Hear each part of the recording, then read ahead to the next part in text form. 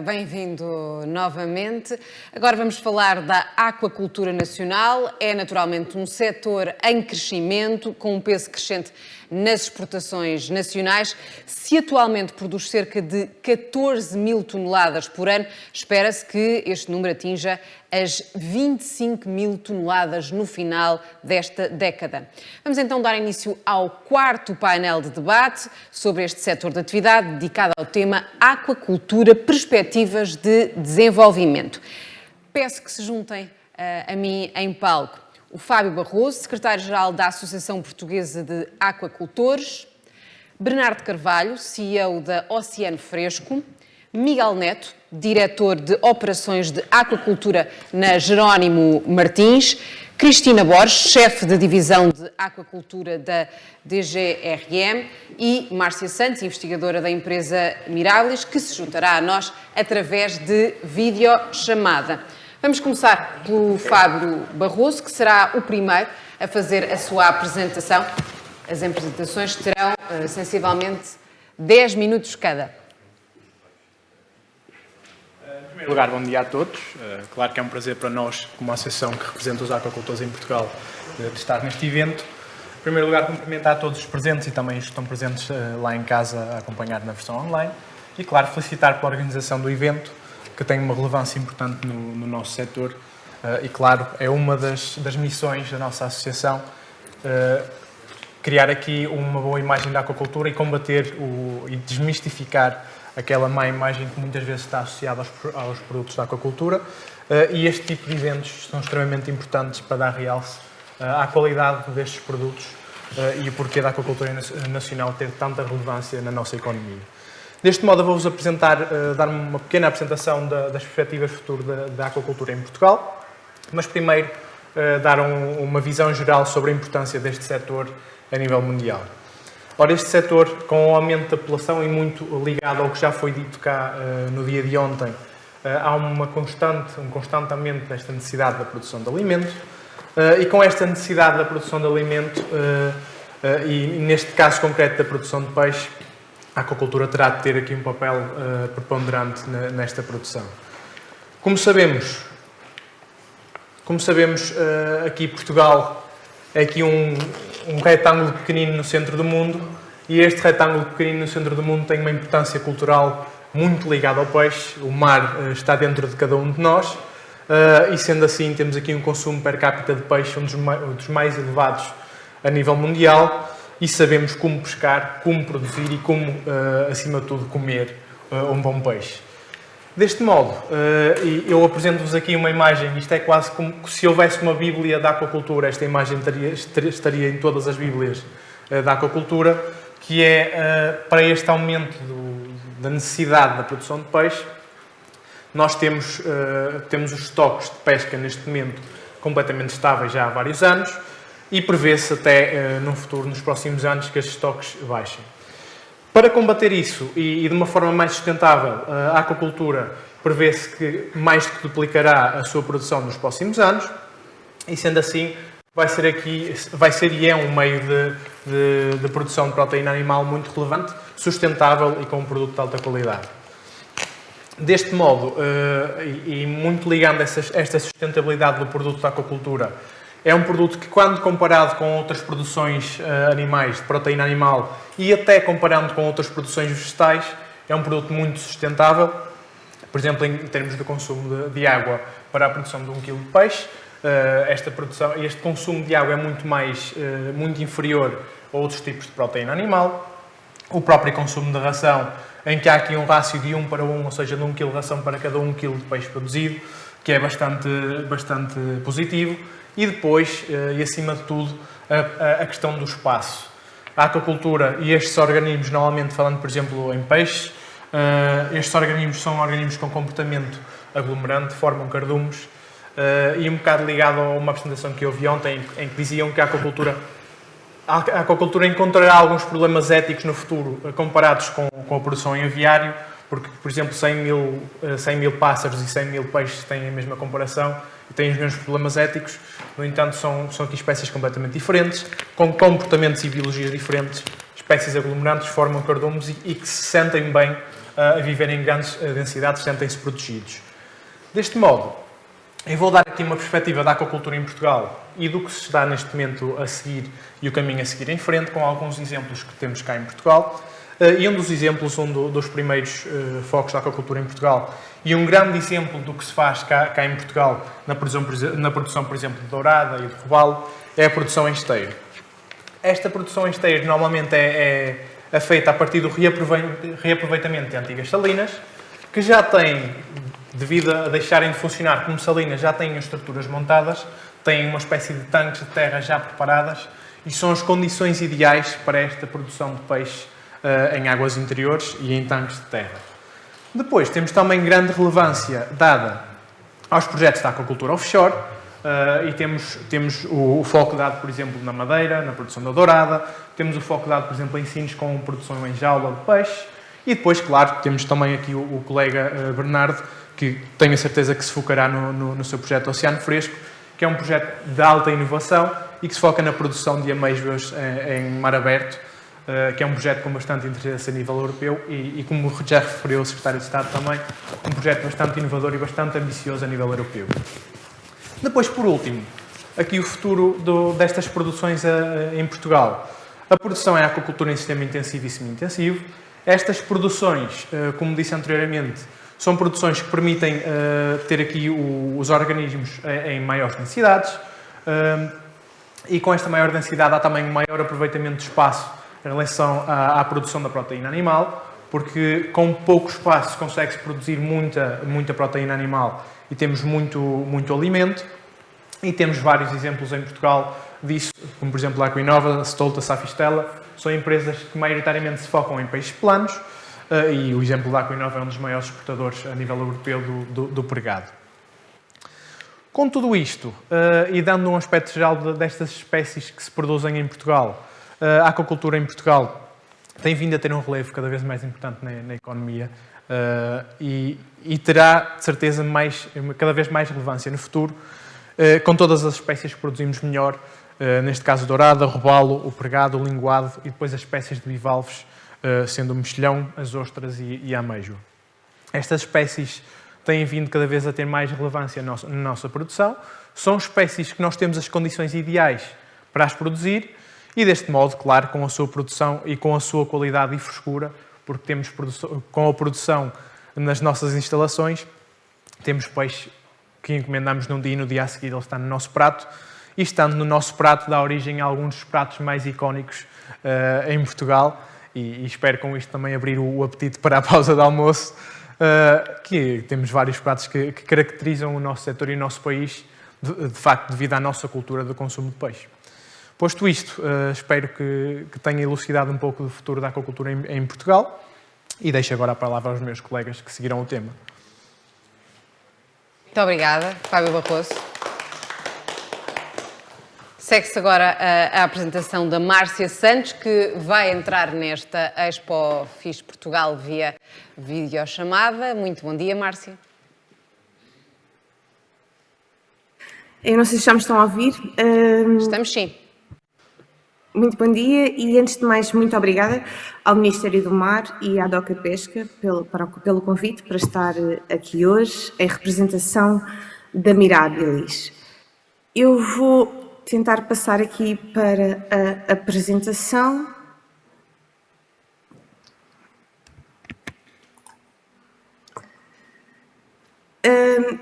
A Mirabilis, então, é uma spin-off da Universidade do Algarve que desenvolve atividades de produção, consultoria e investigação em aquacultura.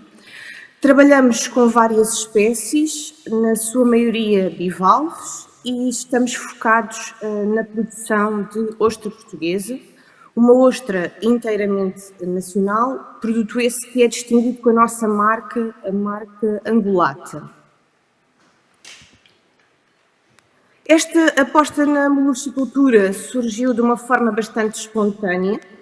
A aquacultura, como já aqui foi referido várias vezes em Portugal, tem crescido bastante nos últimos anos e grande parte desse crescimento deve-se exatamente ao crescimento da molusquicultura, portanto, da produção de moluscos e, em particular, da produção de bivalves. Esta tendência do cultivo de moluscos em Portugal ser uma atividade com cada vez mais expressão dentro da indústria aquícola tem acompanhado aquilo que se tem passado, não só noutros países da Europa, mas um pouco por todo o mundo. E esta tendência faz realmente todo o sentido. Nós, para além de termos uma grande tradição em termos de apanho, em termos de cultura, de ameijoa, de ostra, de mexilhão, berbigão, etc., nas nossas rias e nos nossos estuários, os bivalves são espécies fundamentais ao bom funcionamento dos ecossistemas. Principalmente numa altura em que todo o planeta se debate com uma série de questões associadas às alterações climáticas, como, por exemplo, o aumento da concentração de dióxido de carbono, não só na atmosfera, mas também nos oceanos, como também aqui já foi referido.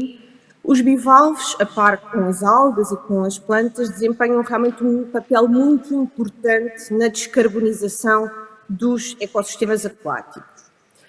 Além disso, como são organismos filtradores, também contribuem ativamente para a melhoria da qualidade da água e acabam até por beneficiar também outras espécies. Por exemplo, muitas das estruturas de produção de ostras funcionam quase como recifes artificiais, onde outras espécies se abrigam e onde se reproduzem.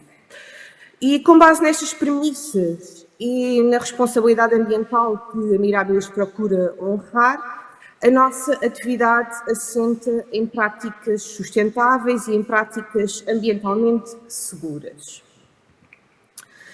Nós trabalhamos em todo o ciclo de produção de ostras, desde a maternidade até à engorda.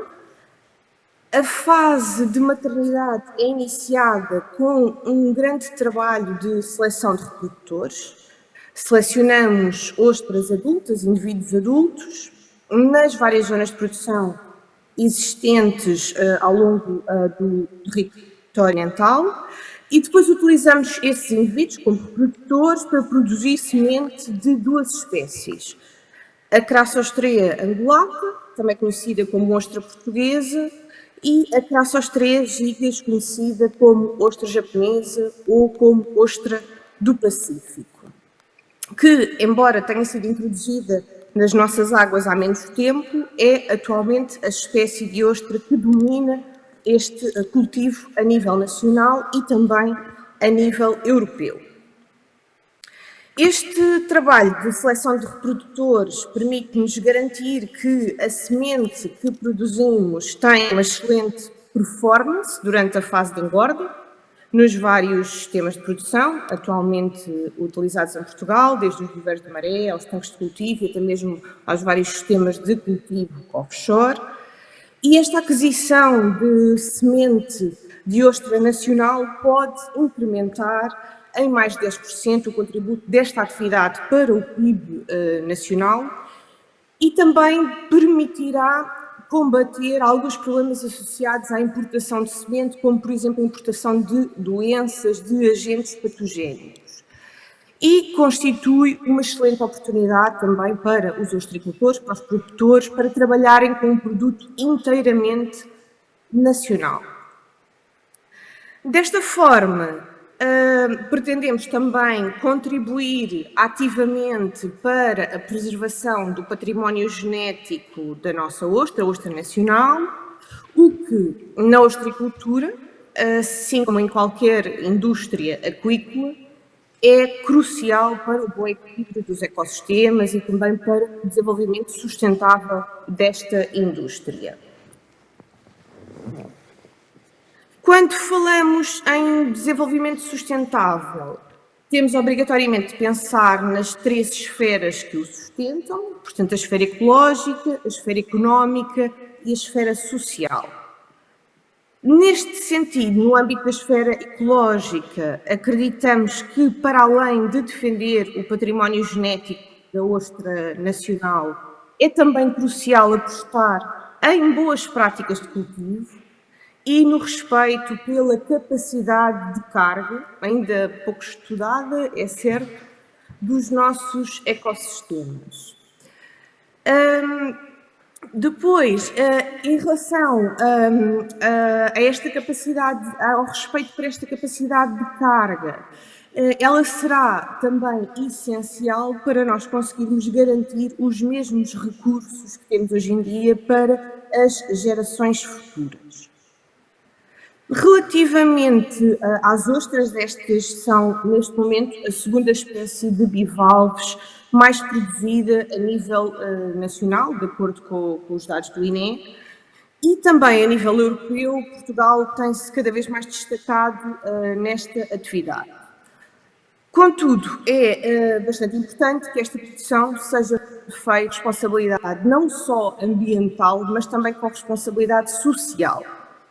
E em relação a esta esfera social, nós na Mirabilis apostamos no trabalho não só com universidades, centros de investigação e institutos, mas também com o trabalho com as comunidades locais, porque acreditamos que o trabalho conjunto com todos os players do sistema é realmente fundamental para o crescimento sustentado, em evidências científicas e também nas necessidades dos produtores, que conduzirá à sustentabilidade desta atividade. E só desta forma, portanto, incorporando a responsabilidade ecológica, social, o reconhecimento do produto e credibilizando esta atividade, poderemos caminhar para uma indústria também mais rentável para quem nela investe, portanto, para um maior retorno económico e para que a molusquicultura possa contribuir cada vez mais para o equilíbrio da economia do mar. Posto isto, gostaria também de aproveitar para alertar para os vários entraves que o crescimento da ostrecultura e da molusquicultura como um todo enfrentam atualmente. Tal como é importante que os produtores tenham cada vez mais consciência de que o retorno económico pode sobrepor à preservação dos ecossistemas que acabam por sustentar a produção, também as várias entidades reguladoras e fiscalizadoras devem lutar pelo equilíbrio entre estas três esferas, a ecológica, a económica e a social. Não exigindo só aos produtores responsabilidade ambiental, mas nunca esquecendo as outras esferas, nunca esquecendo que esta é uma atividade económica que está a crescer, que quer crescer, que precisa de ser desburocratizada e que é crucial a cooperação entre todos os envolvidos neste setor. O futuro desta atividade passa, sem dúvida alguma, pela exploração de forma responsável, segura e sustentável. Muito obrigada a todos.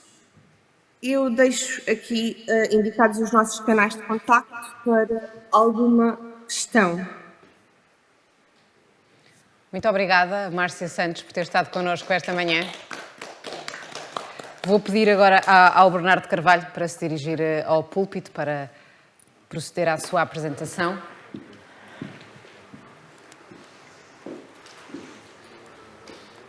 Muito bem, bom dia, obrigado.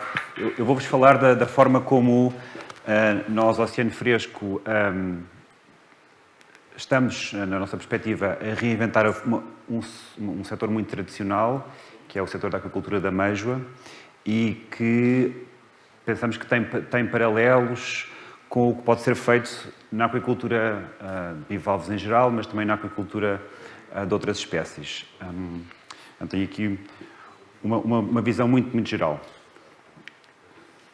Nós, obviamente, trabalhamos no campo do grande problema, que é como alimentar o mundo de forma sustentável, uma vez que a alimentação já é insustentável hoje em dia e será muito mais nos próximos 30 anos, porque a procura de proteína vai duplicar e a forma como nós cultivamos tem imensos problemas que se refletem nas alterações climáticas, perda de biodiversidade, resistência microbiana, porque a maior parte dos antibióticos são administrados a animais, não a pessoas, e a poluição clássica de água e ar. Portanto, este é o grande problema que nós, Oceano Fresco, existimos para ajudar a resolver. Nós acreditamos que a natureza tem uma solução, pode ser por soluções mais complicadas como cultura celular, mimetizar alimentos à base de plantas. Nós acreditamos na aquicultura da base da cadeia trófica, da base da cadeia alimentar. Os bivalves são um animal excelente porque não precisam de inputs, não precisam de ração, antibióticos, muito pouca necessidade de energia e têm outputs positivos, o que é fantástico, ao nível da qualidade das águas, porque são animais filtradores, filtram as águas, e são um sequestrador de carbono, são um capturador de CO2 natural na concha. Portanto, nós acreditamos que é possível regenerar a natureza alterando a forma como nós produzimos comida e o que comemos. Além de mais, são saudáveis e são saborosos. Dentro dos bivalves, nós escolhemos as amêijoas. Os bivalves são um setor bastante grande a nível mundial, são preços de produtores há alguns anos. O que importa é que há 4 grandes espécies de bivalves que são cultivadas. Nós escolhemos as amêijoas porque nem todas as amêijoas são iguais, e as amêijoas europeias que nós estamos concentrados, que é a amêijoa boa e a amêijoa macha, ou a amêijoa judia, nomes comuns em Portugal, têm um valor por quilo muito mais alto do que a amêijoa japónica ou a vietnamita, outras espécies invasoras não endógenas europeias que entraram no consumo e na produção, aliás, nos últimos anos. As amêijoas têm menos competição que outras espécies, como as ostras, que têm a competição dos franceses, que têm muito grandes economias de escala e muitos anos de experiência, e as amêijoas têm um alto potencial para aumentos de produtividade da espécie, ou seja, fazer o que se fez nos animais terrestres, nos cavalos, nas vacas, nos peixes, como o salmão, em que se pode melhorar a produtividade da espécie, cruzando macho e fêmea, portanto, fazendo um melhoramento seletivo. Isso também tem um elevado potencial nas amêijoas, e na ostra já está feito o caminho em parte pelos franceses e não só. Portanto, por essas 3 razões, escolhemos as amêijoas. A forma como nós comunicamos, ou estamos a começar a comunicar ao consumidor, é que as amêijoas, isto é aplicável a outros bivalves, naturalmente, por exemplo, como a ostra, as ostras que foram faladas na sessão anterior, que são, as amêijoas têm a trilogia mágica dos 3 S's, em português, não é? É sustentável, é saudável e é saboroso. É sustentável, é uma proteína, como já disse, fantástica, é o seu perfil biológico normal, não fizemos nada para isso, estamos apenas a usar o que a natureza já nos oferece. É saudável, porque toda a gente sabe que há muita proteína, baixa gordura, rica em vitaminas, tem o famoso ômega 3, rica em minerais, portanto um perfil nutritivo fantástico, e como nós, portugueses, espanhóis, italianos, sobretudo sabemos, é muito saboroso. Temos aqui uma trilogia muito difícil de obter noutras fontes de proteína animal, porque se pensarmos, todos são saborosos, nós comemos o que gostamos, nós seres humanos, algumas são saudáveis, outras não são, mas ser saboroso, saudável e sustentável é muito difícil, é mesmo muito difícil, até nas plantas, porque as plantas terrestres precisam de água potável e terra arável. A nossa visão como empresa, e também o que achamos que devia ser feito no setor, pelo menos dos bivalves em geral, é ter uma visão de longo prazo com uma execução passo a passo, focarmos nas espécies que estão mais receitas por hectare, porque um negócio que gera margens mais simpáticas permite investir em infraestruturas, permite investir em pessoas, permite ter uma perspectiva de longo prazo, sentar sempre no ai do curto prazo. Somos orientados pela ciência, ou seja, usamos a ciência para tomar decisões. Somos integrados verticalmente, controlamos o ciclo de produção e somos escaláveis, que é muito importante para ter impacto no mundo. Se esta proteína é assim tão fantástica, só vamos ter impacto no mundo se formos grandes. O que é que nós temos? Para quem não nos conhece, nós construímos um centro biomarinho na Nazaré, como a Teresa Coelho referiu anteriormente, que é uma combinação de maternidade, portanto, fábrica de bebés, laboratórios de I+D, onde nós fazemos a investigação e desenvolvimento de espécie, ou seja, como eu falei anteriormente, e escritórios. A combinação destas três valências nasce a inovação, não estão colocalizadas. Este é o nosso primeiro edifício e temos agora planos de expansão para mais edifícios. A ideia é criar um campus biomarinho na Nazaré, que centralize as atividades de produção de semente, investigação e desenvolvimento e operações de embalamento. Por dentro, para quem não conhece uma maternidade bivalves, é assim. Cultivamos como a natureza, portanto, respeitamos o perfil biológico das amêijoas.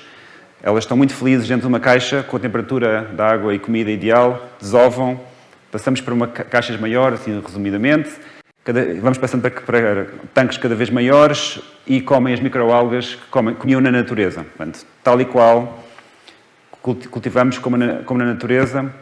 Elas são animais não sencientes, não têm cérebro nem sistema nervoso. Portanto, os problemas que já existem de antropomorfização dos animais e de ativismo anticultivo e abate de animais não se aplicam nos bivalves ou nas amêijoas em especial, pelo menos nos próximos anos. Além disso, temos um viveiro em mar aberto, no Algarve, para onde levamos a semente, uma semente pequenina, 1 a 3 milímetros, tem um rácio muito bom para viajar, portanto, muito pouco volume. E em mar aberto temos um viveiro com 100 hectares, onde cultivamos de forma vertical, se quisermos, com lanternas suspensas em uma estrutura submergida. Portanto, à superfície só se vêem as boias que se vêem do canto inferior direito. Toda a estrutura está submergida, resiste muito bem às correntes e tempestades que existem ali no Barlavento, não são muito violentas, e comem apenas o que há no mar, comem apenas microalgas que existem naturalmente naquela zona, que são muitas, felizmente, e com o perfil de temperatura certo. Portanto, temos aqui, mais uma vez, cultivando de acordo com a natureza, com benefícios secundários, porque pela criação do viveiro, há muita fauna aquática que passa a viver dentro do viveiro, porque o viveiro não são jaulas como no peixe, são as lanternas abertas, portanto o peixe tudo circula ali. Então começam a haver um mini ecossistema dentro do viveiro, que estão basicamente protegidos da pesca, não é? Portanto, cria-se ali um santuário marinho inesperado, em que já vêm os golfinhos comer os peixes mais pequenos, que por sua vez comem os animais mais pequenos ou algas. E tanto que os pescadores da zona já nos pedem para pescar no perímetro do viveiro, porque de facto há imenso robalo, imensa dourada e imensos outros peixes que nem sei o nome, mas criou-se um efeito, no fundo torna-se um berçário natural. Portanto, aqui nós não esperávamos isso, foi um benefício que apareceu depois, mas que é ótimo. Muito rapidamente, temos um plano a longo prazo. O resumo deste slide é: o primeiro ciclo foi construir infraestruturas, começar a produzir, começar a vender, enquanto investimos no I+D científico para melhorar a produtividade da espécie da amêijoa boa. Temos objetivos de produzir em 2025 cerca de 5 mil toneladas de amêijoa, em 2030 24 mil toneladas, não necessariamente tudo em Portugal, podemos ter viveiros na Ásia, onde voamos a semente a partir de Portugal, e vendemos, como foi dito anteriormente, os semiadultos para mariscultores. Portanto, para os mariscultores são semente, para nós são semiadulto, porque são adolescentes, se quisermos, no ciclo de vida deles, que já vendemos alguma amêijoa macha, e venderemos a amêijoa boa quando fecharmos o ciclo de produção, e vendemos a amêijoa, obviamente, adulto para consumo, primeiro fresco e depois será embalado. Temos uma perspectiva de colaboração aberta na ciência, é isso que eu queria dizer com orientados pela ciência, que eu penso que é o futuro do setor, trabalhar em colaboração. Temos estas três áreas, trabalhamos com entidades em Portugal, Espanha, Noruega e Estados Unidos. O que importa é onde está o conhecimento, temos vários projetos a decorrer e gostamos muito de colaborar, inclusive com outras empresas do setor, portanto não temos uma perspectiva de silo. E enfim, já temos alguns canais abertos, mas estamos sempre de portas abertas para receber alguém e pensar em novos projetos que façam sentido. Acabando, já falei no consumidor, o que é que os 3 S, a trilogia mágica, para o nosso cliente, que são no fundo são os distribuidores de peixe, são os supermercados, são, enfim, todos os que operam que entregam ao cliente final. Nós não vamos entregar aos restaurantes, nós vendemos a distribuidores. A nossa promessa é que somos um fornecedor fiável. Vendemos altos volumes todo o ano, não dependemos das marés para colher. Entregamos o que foi acordado, os calibres certos, com a qualidade certa, e somos escaláveis. E esta promessa é algo muito, muito importante para tornar, neste caso as amêijoas, mas outras espécies aquáticas, uma oferta estável, permanente nos canais de distribuição. Para acabar, o que nós gostaríamos que o mundo pensasse sobre as amêijoas é o que está aqui neste artigo do Guardian, em que este inglês ficou encantado com as nossas amêijoas ao abelhão pato, e é este sentimento de prazer, saúde, de bem-estar, que está aqui implícito, que nós queremos promover. Portanto, muito obrigado. Muito obrigada, Bernardo. Muito obrigada também por nos abrir o apetite. Vamos passar agora para a apresentação do Miguel Neto.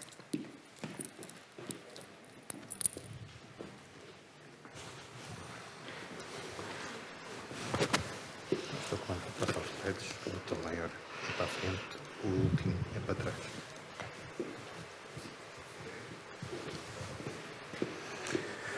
Olá, boa tarde a todos.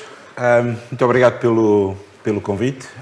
É um prazer e de graças a que a ideia de fazer esta Expo Fish acho que é fantástica e espero bem que nos próximos anos continue, porque de facto do mar português vem muita qualidade e temos que trabalhar todos para isso.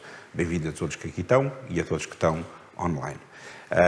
Faço parte da Jerónimo Martins. A Jerónimo Martins não é uma empresa que tem estado envolvida na produção primária, mas há poucos anos atrás a Jerónimo Martins e bem começou a estar envolvida na produção primária e temos já várias produções. Na Best Farmer produzimos angus bovinos angus, temos também ovinos e fruta. Na Terra Alegre, em Porto Alegre, produzimos laticínios e na Seaculture produzimos peixe. E é nessa qualidade que eu aqui estou, para mostrar aquilo que nós estamos a fazer e que queremos fazer parte deste futuro. O mar já há muitos anos que me chama. Chama-me a mim e chama a muita gente que está envolvida no meio. E o futuro está, sem dúvida, no mar. E nós vemos claramente que o planeta Terra tem 70% de água, não é? Mas 98% daquilo que nós produzimos vem da Terra. Está-se a esgotar. Okay?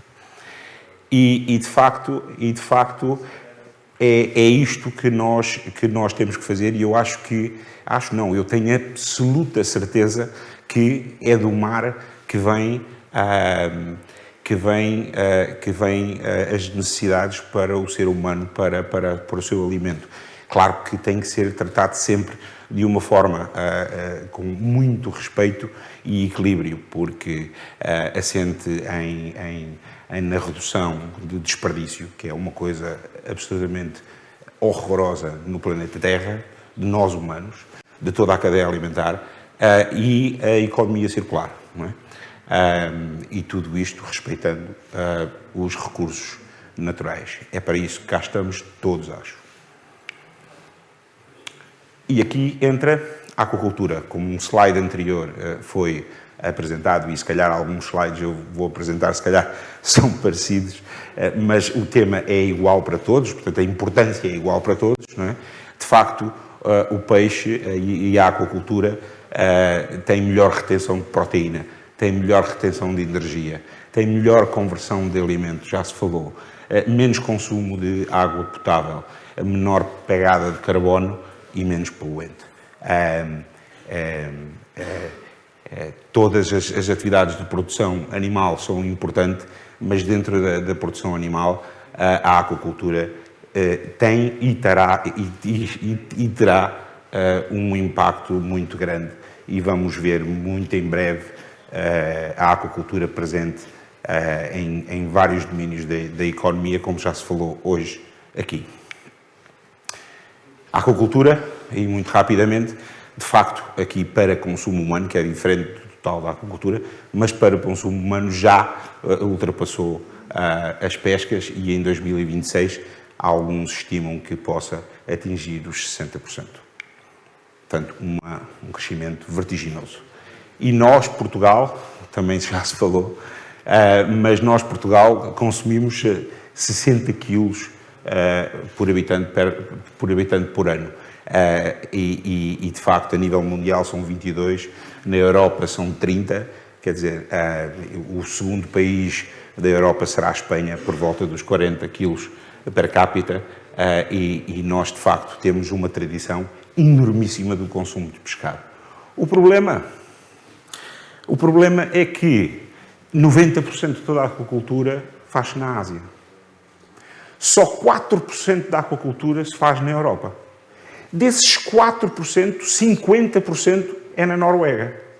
E nós representamos 0,4% dos 4%. É um número muito baixo, tinha que pôr muitos zeros. Então é mais fácil explicar assim.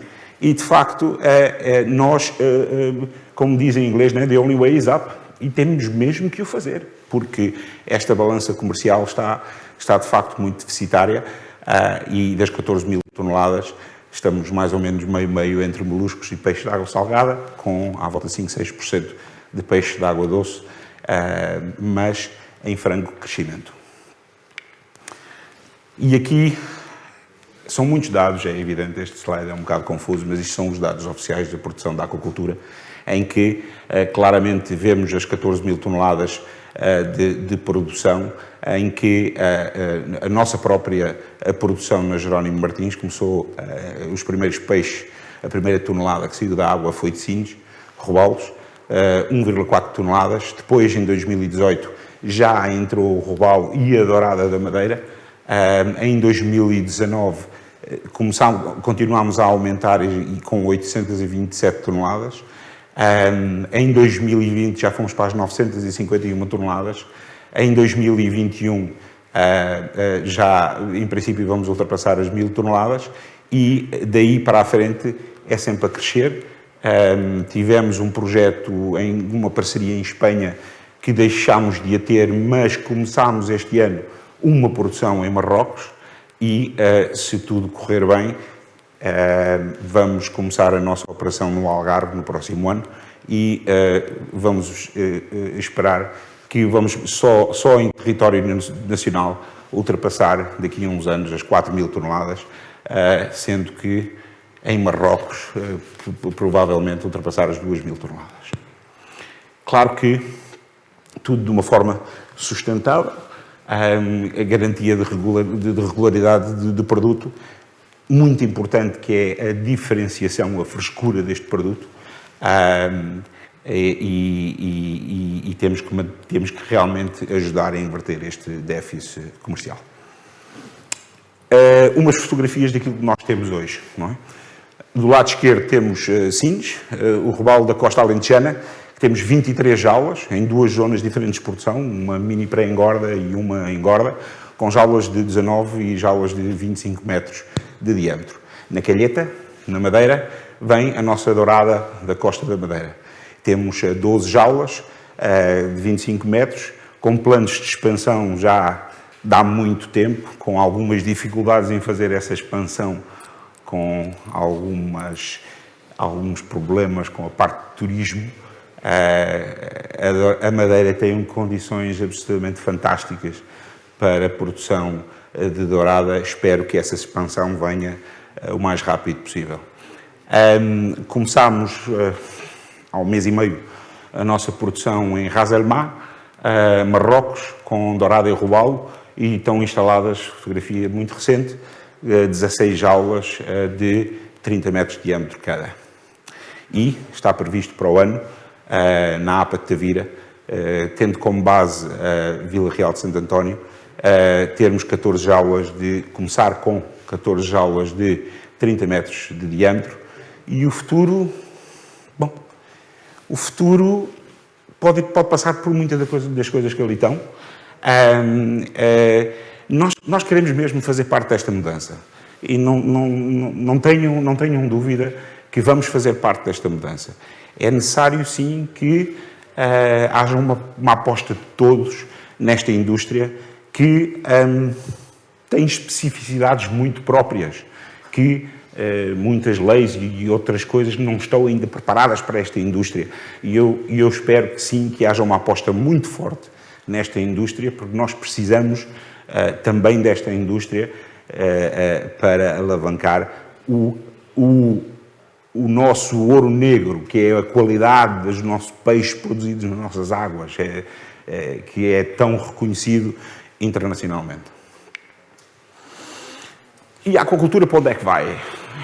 Pode ir para vários sítios. Isto é uma das visões. É claro que já falámos dos esteiros, produção de água doce em trutas, as jaulas flutuantes, o projeto da Aquinova de Pregado, mas realmente parece-me a mim que é muito provável que vá por esta via, em termos de RAS, não é? De sistemas de recirculação, que é muito próximo do consumidor, um controle muito grande. Já se produz salmão do Atlântico em Miami, na China, com sistemas destes que não faz mal nenhum, até fica muito próximo do consumidor, e é muito importante esta proximidade do consumidor, é muito importante esta produção nacional aqui próximo, porque realmente o peixe, como todos nós sabemos, é um produto extraordinariamente perecível. E então nós temos que ter muita atenção quando fazemos isto, e por isso é que, se vocês notarem os projetos, mesmo o de Marrocos e os projetos que nós estamos a fazer, são todos dentro de um raio de ação muito próximo do consumidor, não é? Porque a palavra frescura tem uma ênfase muito grande. Projetos de offshore já existem imensas coisas a serem testadas. Aquela é uma das jaulas que está a ser testada e que provavelmente a aquacultura de Sines cabia toda ali dentro.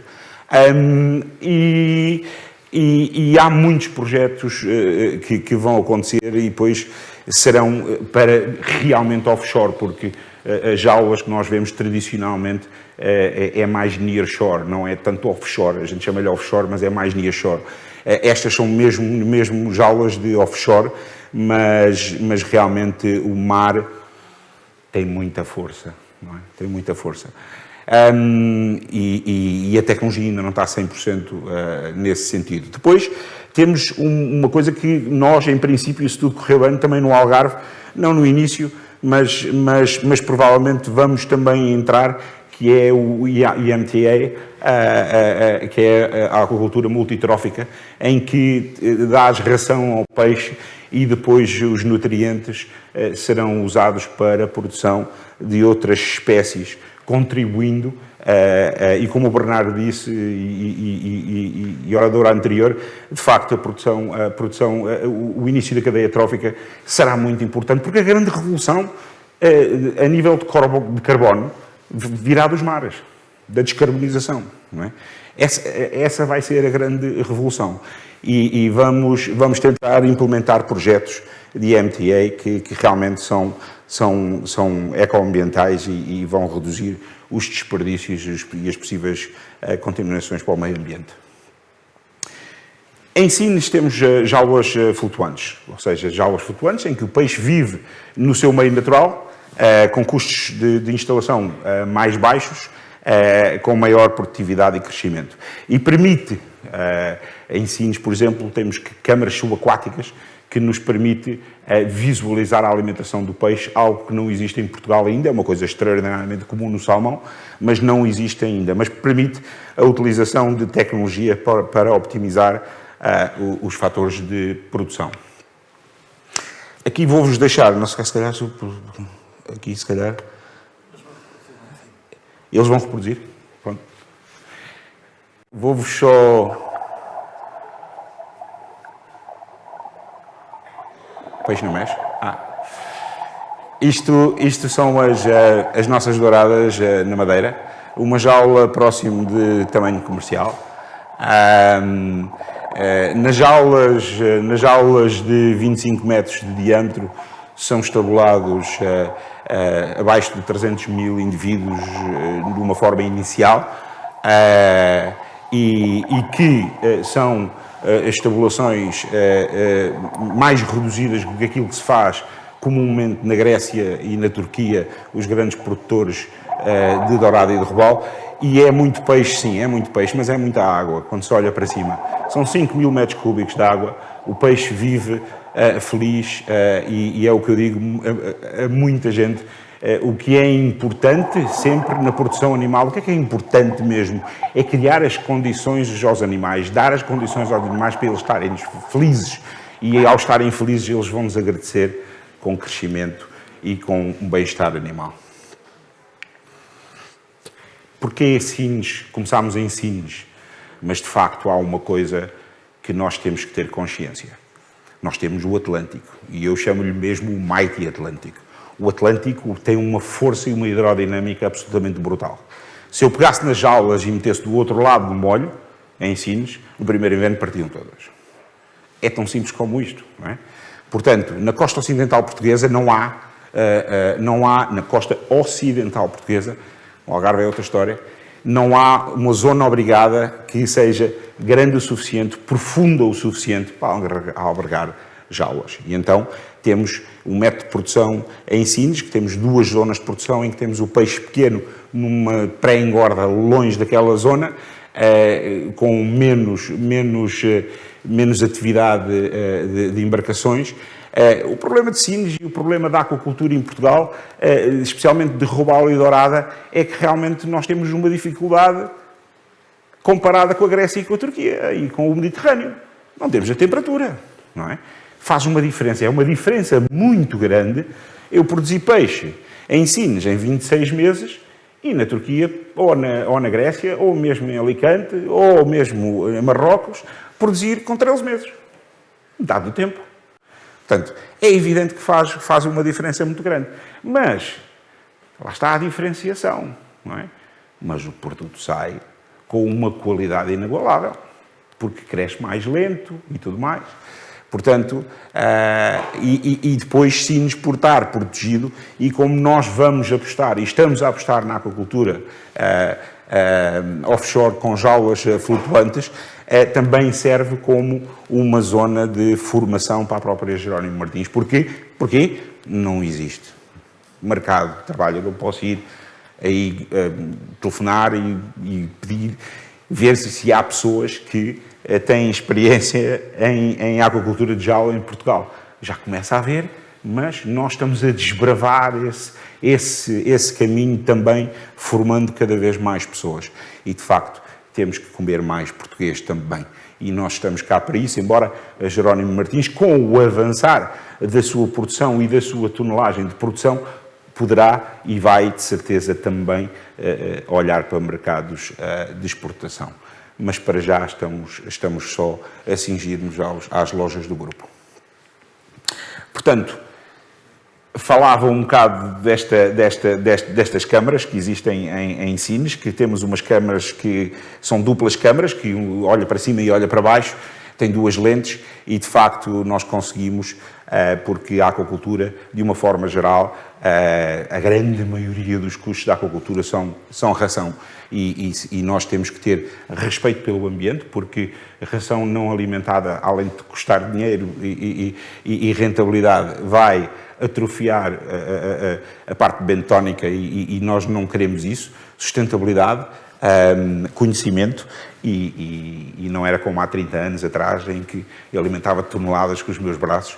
Também a redução do impacto dos recursos humanos também é muito importante e o conhecimento da própria população dentro da própria jaula. Portanto, mas a nível da aquacultura, aquilo que nós fazemos realmente, que é uma das coisas, vamos começar pelo início, não é? Que é uma das coisas que já tivemos, mas nunca tivemos dimensão para sustentar e para manter, que é a não existência de pré-engordas, como é evidente, e maternidades. é de facto um dos problemas da aquacultura, mas de facto precisamos de mais volume para que haja a existência dessas perengordas. Portanto, o nosso peixe vem de França ou de Espanha para maternidades conhecidas, com caminhões muito parecidos com aqueles, à volta das 10, 15 gramas.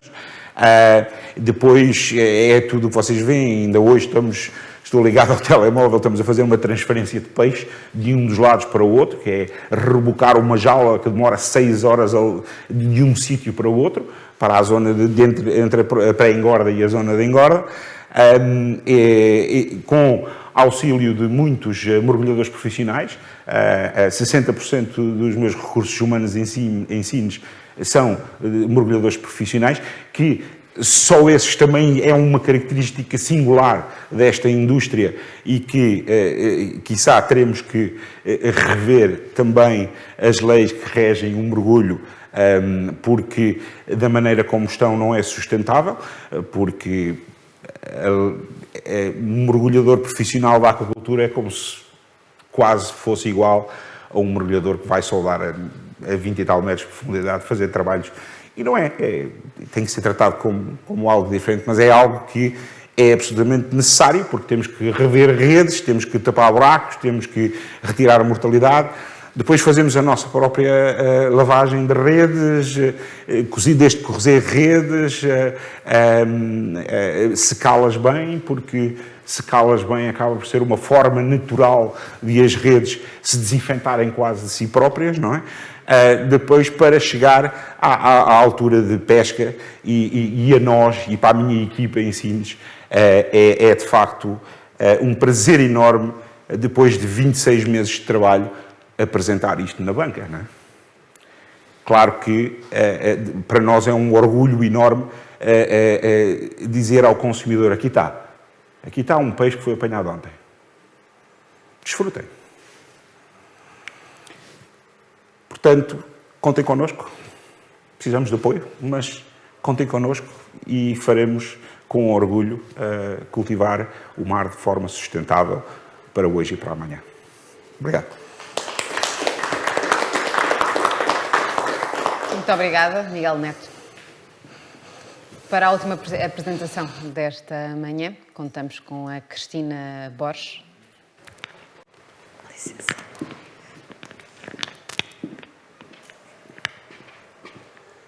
Provavelmente as correções que fizemos não vão estar disponíveis. Ok, não faz mal. Diga-me só uma coisa. Avançar, recuar. Ok. Pronto. Bom dia a todos. Quero agradecer o convite que a organização da Expo FIS fez à DGRM para estarmos presentes. Também agradecer a presença de todos que estão aqui neste auditório, como os que estão online. E também queria dar os parabéns aos anteriores oradores pelo excelente trabalho que estão a fazer no setor aquícola nacional. Eu estou aqui em representação da DGRM. A DGRM é a Direção-Geral dos Recursos Naturais, Segurança e Serviços Marítimos, tem este nome grande, mas é a entidade coordenadora nacional do licenciamento da atividade aquícola.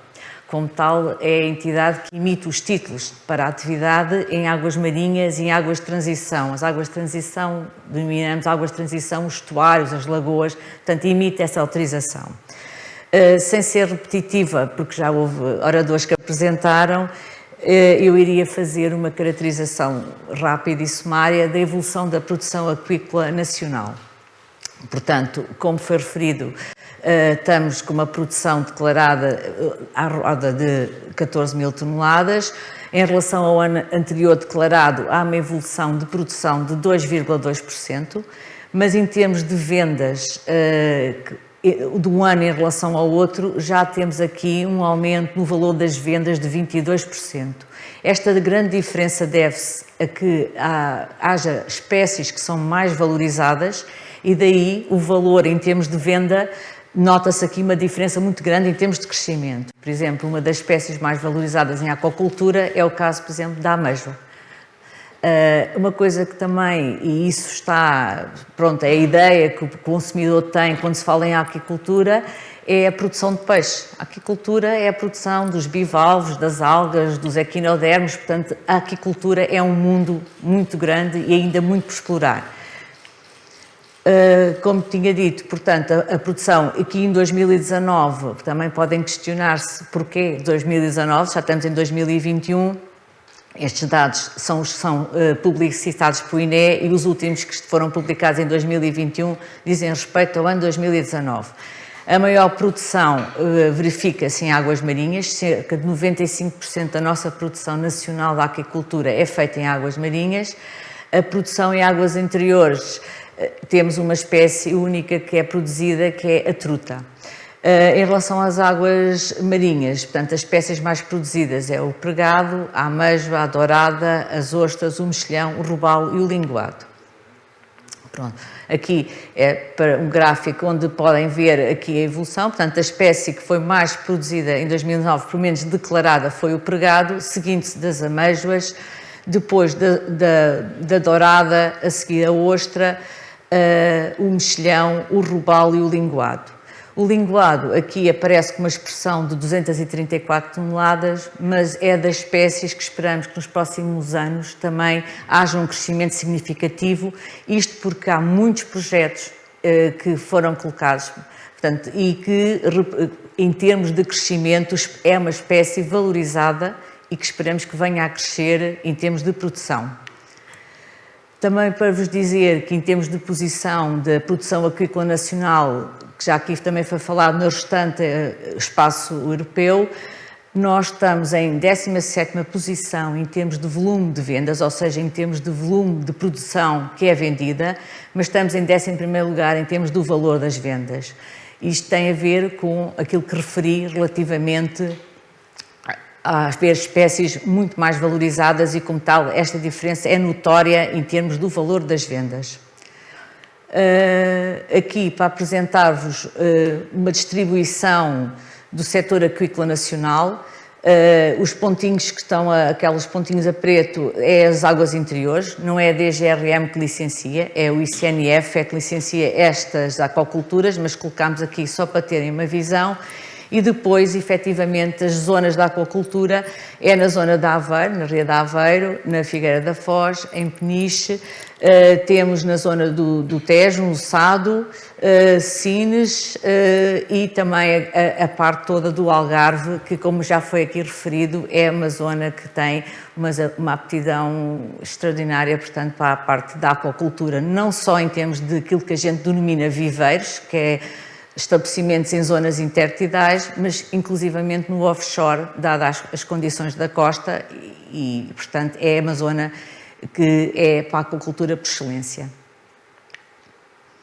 Agora, focando-me aqui naquilo que era o tema hoje aqui destes painéis que estamos aqui presentes, as perspectivas de desenvolvimento. Em termos de administração, nós identificamos 5 pilares essenciais para o desenvolvimento da aquicultura nacional. O primeiro pilar tem a ver com o ordenamento da atividade. É essencial ordenar a atividade. Nós fomos pioneiros, quando eu digo nós, Portugal foi pioneiro em anunciar um plano de situação de ordenamento do espaço marítimo, que foi publicado no final de 2019, onde identificou, em termos de compatibilização dos usos da atividade e com as outras, todas as atividades que existem no mar, e foi publicado. Neste plano de situação já aparecem os espaços da aquicultura que estão a ser utilizados, bem como áreas potenciais, e posso-vos também dizer que também já há pedidos para fazer zonas de afetação, novas zonas de afetação no mar para a atividade aquícola. Acima de tudo, é essencial, isto é começar a casa, desculpem o termo, pela base, portanto o ordenamento da atividade é essencial e é algo que se tem falado ao longo dos anos, mas se espera sempre. Portanto, o grande passo foi o plano de situação do espaço marítimo, encontra-se também em desenvolvimento e aguardamos publicação de um plano para a aquicultura em águas de transição, permite-nos, como eu referi, a compatibilização de usos, a salvaguarda dos recursos naturais e dá uma segurança jurídica para quem pretende investir no setor, porque é sempre complicado a pessoa investir e não ter a segurança que pode, efetivamente, instalar-se naquele local. Portanto, isso é essencial, esta parte do ordenamento da atividade. Neste momento, e se quiserem consultar, há 2 portais. Há um geoportal dos estabelecimentos aquícolas que já existem em águas de transição, Aqui este geoportal indica só os que estão em atividade, têm a licença ativa, mas esperamos muito em breve publicitar também as áreas potenciais. Aguardamos a publicação do plano em águas de transição para podermos disponibilizar também essa informação neste geoportal. E há o geoportal do espaço marítimo, onde aí, que já foi publicado, encontram as aquiculturas ativas, bem como os espaços potenciais para se poder utilizar neste espaço. Desculpa. Isto aqui é só o plano para a aquicultura em águas de transição, pronto, que aguarda a publicação, tem este símbolo, PAC, P-A-Q-A-T, e também aqui é só uma imagem para dar o exemplo, quem quiser consultar o geoportal encontra já os estabelecimentos que estão ativos e clicando, portanto, do lado direito do rato conseguem ver a informação em termos de área, as espécies que estão a produzir, está tudo identificado neste geoportal. O geoportal também tem as tais layers, as camadas, onde estão identificados os estabelecimentos e conseguem conjugar várias layers, que é, por exemplo, no caso dos bivalves, as zonas de produção que são classificadas pelo IPMA, qual é aquela zona, se podem ou não, se está uma zona que está apta para produção de bivalves, os PDMs, estão lá eficazes, os POCs, portanto, todos os instrumentos estão lá nas layers que podem depois conjugar com o espaço onde pretendem instalar o estabelecimento aquícola. Em termos do PSOM, que tal como eu referi, o PSOM, este está publicado e, portanto, podem também, através daquele link que foi apresentado e está aqui, consultar este geoportal. Aqui está uma imagem de que também já foi apresentado, em que vemos a APA de Monte Gordo, vemos ali a APA da Armona, a APA Áreas de Produção Aquícola, em que as zonas a verde serão as zonas que estão livres, as que estão a laranja, vermelho, são as que estão ocupadas. Portanto, isto está disponível e é uma informação muito importante em termos de ordenamento da atividade, porque assim já podem fazer um pedido de título de atividade aquícola para determinada área em que está autorizada a atividade aquícola, evitando assim conflitos que têm-se vindo a decorrer ao longo dos anos com a pesca, com o turismo. Portanto, estas zonas são zonas que estão autorizadas para a atividade aquícola. Desculpem, isto de vez em quando, se calhar. Outro pilar que nós achamos que é essencial é a simplificação do processo de licenciamento aquícola. Houve uma grande mudança desde 2017, em que passou a haver um único título para a atividade. A atividade de antes era regida por 2, 3 títulos, recursos hídricos, ainda tinham as rejeições de água, e agora neste momento há um único título. Portanto, é uma simplificação, é menos burocracia, os prazos para o licenciamento são menores, há menos custos para quem está a pedir, porque houve alturas em que a pessoa fazia uma candidatura ou fazia um pedido para a atividade e tinha que entregar processos em papel, 8 processos, porque ia-se consultar 8 entidades. Hoje é tudo feito através de uma plataforma, portanto os custos, em termos destes custos burocráticos, serão menores. E também para melhorar a relação que haja entre o cidadão e a administração pública. Portanto, para haver uma maior transparência, inclusivamente nos processos e na decisão destes processos. Desculpa. Pronto. Só pus aqui este decreto-lei, que é o tal que permitiu que haja um único título, e este título, parecendo que não, vai abranger todos os outros e é muito mais fácil ver esta funcionalidade de haver uma entidade a contatar as outras e haver um único título. Em termos de procedimento de título, a DGRM, como referi no início, é a entidade que licencia as águas marinhas, o ICNF está aqui porque licencia as águas interiores. Também este decreto-lei criou uma figura jurídica que é o licenciamento azul. Este licenciamento azul é aquele que, por iniciativa da administração, oferece um espaço em que diz quais as condições e a pessoa, quando se candidata, o projeto tem que obedecer àquelas condições, não tem que ser um projeto individual e pontual. Neste momento não temos nenhum ativo mas estamos muito em breve a lançar, portanto, uma área com este licenciamento azul.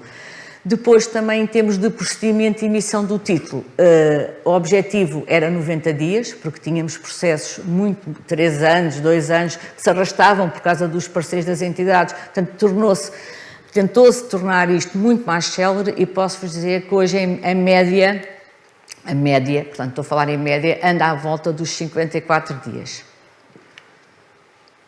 Desculpa, não estou a conseguir passar. Pronto, isto em termos de licenciamento, só muito rapidamente, há um pedido, é sempre nomeado um gestor do pedido, o pedido é enviado a seguir às outras entidades que dão parecer, a Direção-Geral da Alimentação e Veterinária, o IPMA, a Capitania, portanto, é notificado pela mesma plataforma, há um parecer e há a decisão. Havendo a decisão, é emitido este título de atividade agrícola, portanto, uma forma muito sumária para mostrar o procedimento que é efetuado. Desculpa.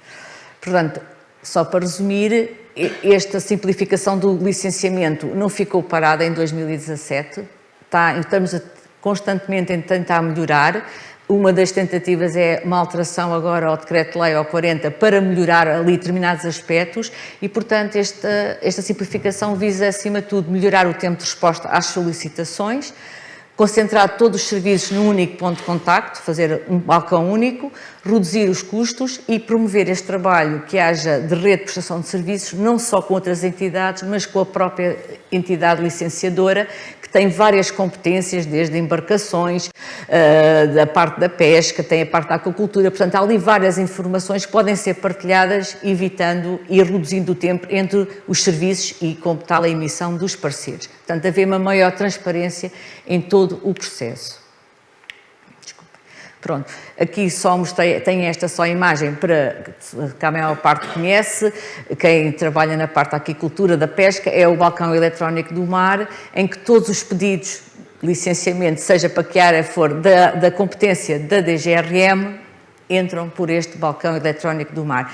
No caso da aquicultura, os pedidos, os novos, as transmissões, as renovações, os próprios mapas de produção que são obrigados a entregar anualmente, tudo vai e vem através desta plataforma.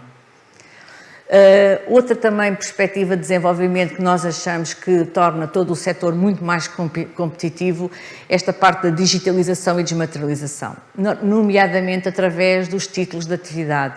Portanto, eu pus esta imagem aqui, porque esta imagem reflete os vários serviços da DGRM. Já há, por exemplo, vou dar o exemplo, um documento único para a pesca, já há o documento, portanto, diários de bordos eletrónicos, está ali o título da atividade aquícola também, o próprio controle, portanto, tudo já é feito através da plataforma e migra entre os serviços.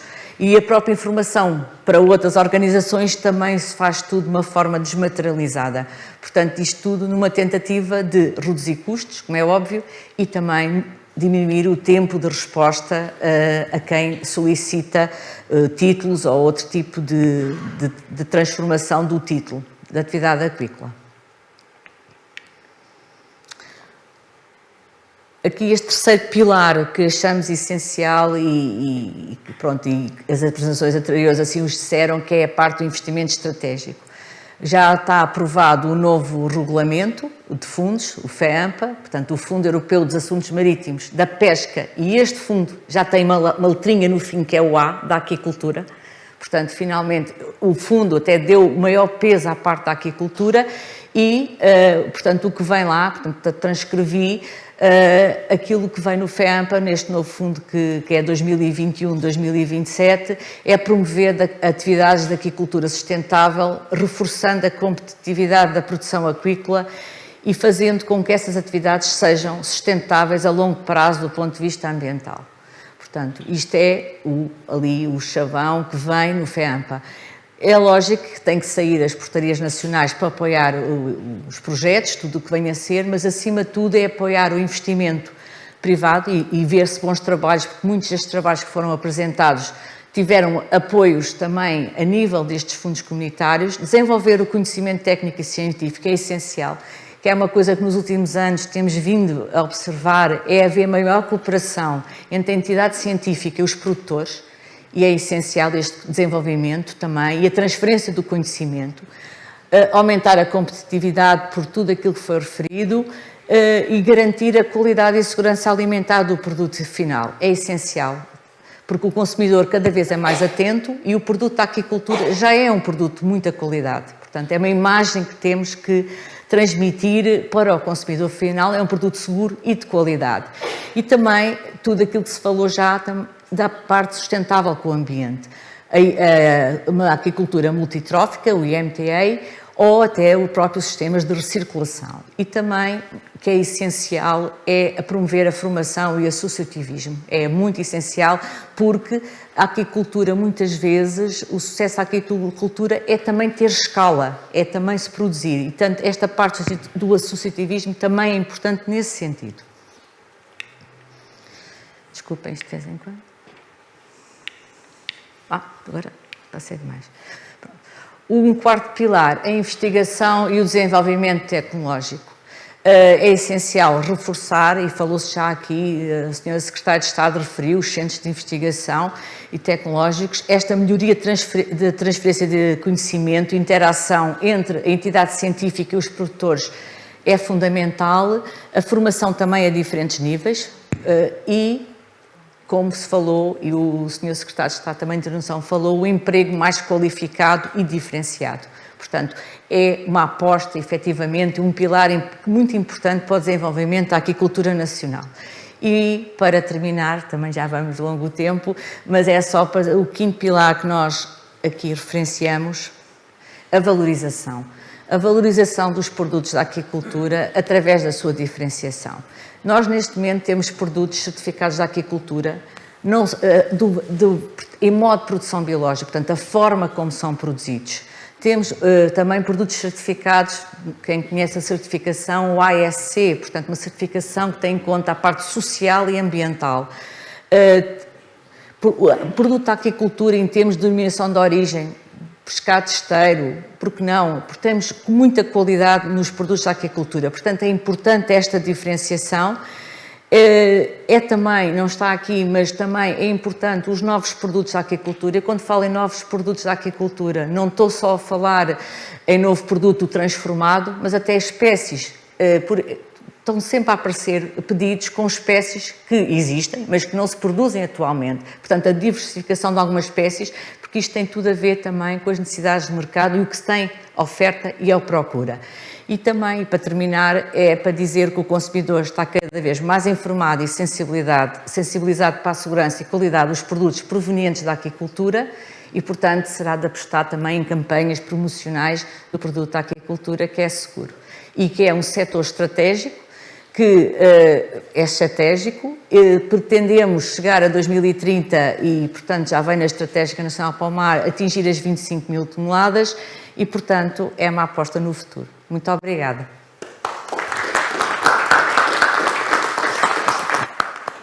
Muito obrigada. Já estamos mesmo na reta final, mas ainda tenho algumas questões para vos colocar. Vou pedir só respostas o mais sintéticas e diretas possível, uma vez que já estamos para lá da hora que seria expectável fecharmos. Eu vou começar pelo Fábio Barroso, porque falou na importância de desmistificar a má imagem que a aquacultura ainda tem, sendo que é um dos setores que também mais margem de progressão ainda tem. Parece-lhe que esta ainda é uma barreira, a má imagem que eventualmente pode ter, sobretudo até junto dos consumidores? Sim, eu diria que sim. Há uma enorme desinformação no mercado e no consumidor final, e essa é uma das principais missões da nossa associação e uma das nossas principais lutas. Eu não diria lutas, mas sim missão, por luta tem aqui um fator negativo, mas o consumidor final ainda está muito desinformado. Ainda há aquela ideia de que os produtos da aquacultura não têm sabor, que estão muito ligados ao uso intensivo de antibióticos e tudo mais. E o que acontece é que, por exemplo, quando temos as demonstrações, quando temos, por exemplo, provas cegas, quando fazemos provas de sabor, em que o consumidor prova produto da aquacultura, prova produto da pesca ou produto natural e de facto não consegue distinguir qual deles prefere e muitas vezes prefere até o produto da aquacultura porque, como sabemos, são produzidos em condições controladas, com parâmetros controlados, ou seja, há sempre um controle da qualidade e um asseguro de que o produto final vai sair com uma qualidade extrema, que no caso do produto capturado pode ser diferente e não há tanto esse controle. Além disso, depois também temos a própria desinformação na origem do produto, muitas vezes o consumidor chega ao nosso supermercado e diz que não consome nenhum produto da aquacultura porque não gosta, porque o produto não é bom. E depois temos, por exemplo, em conversas de família, em que essa pessoa diz, não consumo produto nenhum da aquacultura, e depois diz, olha, passa-me aí essa postinha de salmão, por favor, que é muito boa. Ou seja, há esta desinformação do consumidor que não sabe a origem do produto e que é importante para nós dar a conhecer a origem, a qualidade e, claro, as características finais deste produto. Eu já levo uma série de lições aqui nisto. O Bernardo Carvalho vem apresentar-nos uma coisa com um termo que eu achei particularmente simpática, que é a maternidade de amêijoas, e falou numa designação muito curiosa que as nossas amêijoas estão muito felizes. Os consumidores têm noção disso? Ou o que é preciso fazer para que os consumidores tenham essa noção de que há amêijoas que são produzidas em Portugal, a aquacultura de uma forma completamente saudável e sustentável e que são felizes? Sim, as amêijoas, na verdade, são um pouco diferentes dos peixes na cabeça dos consumidores, porque muitos consumidores não associam as amêijoas que compram nos supermercados ou nas peixarias ou mercados à aquicultura.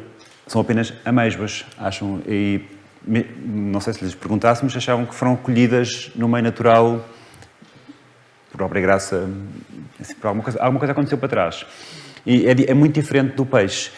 Na verdade, as amêijoas, como são um animal muito mais simples, não têm cérebro, não têm sistema nervoso, enfim, não são gregários, não são sociáveis, não se mexem praticamente, portanto, desde que vivam nas suas condições preferidas em termos de temperatura de água e comida, elas estão felizes. Isso vê-se pela sobrevivência e, enfim, pela taxa de crescimento. É a vantagem de estarmos na base da cadeia trófica, quanto mais simples são os animais, mais fácil é satisfazê-los. Muito obrigada, Bernardo. Eu não sei se a Márcia Santos ainda permanece connosco, mas de resto vou tentar colocar-lhe uma questão, até porque falou sobretudo de ostras.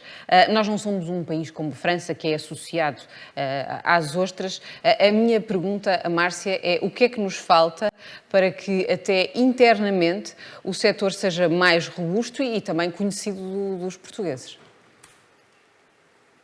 Nos falta essencialmente valorizarmos os nossos produtos.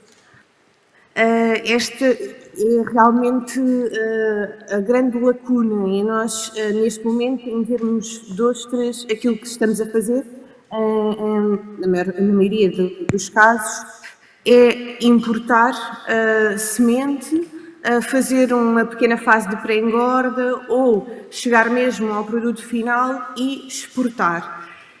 Para já é preciso também, se calhar, começarmos a ter alguma cultura em termos de consumo de ostras a nível interno e depois defendermos, como estava a dizer, o valor destes nossos produtos, que são realmente produtos de excelência. Nós conseguimos produzir ostras num tempo muitas vezes apontado como recorde face a outros países e conseguimos produzir ostras com excelente qualidade, com um ótimo índice de condição e, portanto, temos de defender estes nossos produtos. Muito obrigada, Márcia. Tenho ainda uma pergunta também para o Miguel Neto, que nos deixou aqui uma informação importante num dos slides que trouxe, que em Portugal só 25% do que se consome é que vem das nossas águas. A minha pergunta, e também perplexidade, é como é que isso é possível? E pergunto-lhe, que essa é uma questão mais sensível, se o preço nesta altura ainda é um entrave. Ora bem, é possível. É possível e é evidente que o poder económico pesa muito nesse sentido. Posso dar uma história muito rápida. Quando tirei o curso há 30 anos atrás, havia imensas aquaculturas de esteiro em Portugal. Mas depois entrou a Grécia, com muita força. E depois entrou na Europa, Portugal incluído, a peixe a um preço muito mais baixo, que acabou por matar a grande maioria dos produtores. Como eu disse na minha apresentação, temos que ter consciência que, por exemplo, para robalo e dourada, as condições das águas portuguesas são condições que não são tão eficientes de uma forma produtiva e que, claro, que o peixe produzido em Portugal vai sempre sair mais caro do que um produzido na Grécia. Mas em 24 horas um está aqui e o outro demora um bocadinho mais. Pronto. E então, de facto, infelizmente, em termos culturais e falando de peixe, é evidente que agora o salmão e o bacalhau têm vendas muito grandes, mas em termos das águas marinhas, o robalo e a dourada, especialmente a dourada, têm vendas bastante significativas em Portugal e, por não existirem atividades aquícolas de dourada e robalo em Portugal, pronto, os vendedores, retailers incluídos, têm que ir buscar produto a outros sítios e a mercados que conseguem produzi-lo mais barato. Por isso é que é importante fazer isto, mas também ter em consciência uma diferenciação, porque nós, em produção de dourada e robalo, nunca vamos competir em preço com uma dourada e um robalo produzido na Grécia e na Turquia. São produtos, os dois bons, diferentes.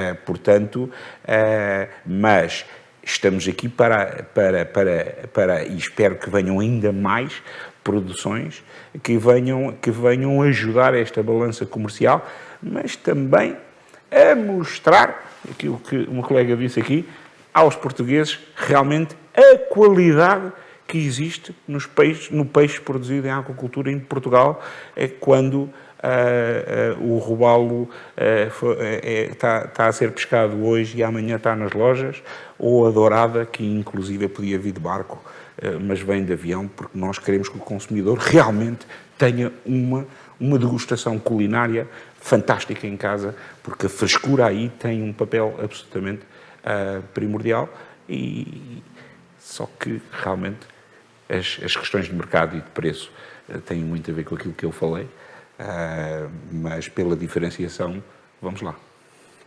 Finalmente chegamos à Cristina. É uma das queixas do setor, a burocracia associada, nomeadamente ao licenciamento da atividade. A minha pergunta a Cristina é se acha que no futuro é possível ainda apostar numa maior simplificação.